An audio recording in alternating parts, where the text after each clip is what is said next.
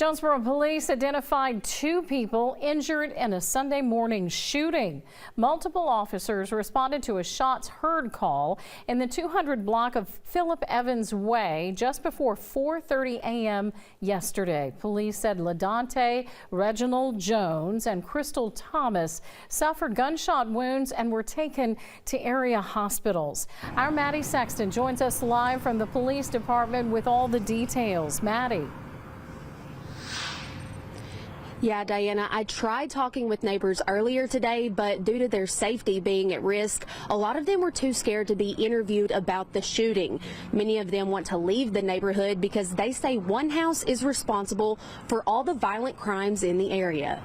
We have that address that historically has had several calls, as you said, in the past couple of years. Over the last year and a half, Jonesboro Police Department has received 10 calls from the same house on Philip Evans Way that a Sunday morning shooting took place. Those offenses include other shootings, a stabbing incident, possession of controlled substances, and more.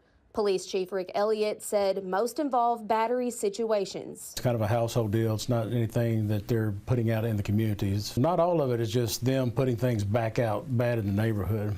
Investigators found 4 bullet holes in the side of a house and multiple bullet holes in 2 vehicles. Later Sunday night, police were called back to the neighborhood after a neighbor found bullet holes in the kitchen and living room walls of her home. That's concerning. Anytime you have somebody foolishly discharging a firearm in the city, those rounds got to go somewhere, and unfortunately sometimes the innocent people get hurt. The neighborhood is full of Habitat for Humanity homes. Executive Director Angie Abounza says once a qualified individual moves in, they must stay in that house for 7 years, no matter the criminal activity surrounding it. There is no control over what they are doing at their properties since they own the property. Those who live in Habitat homes can apply to sell their house before the 7-year mark, but they must pay it off first.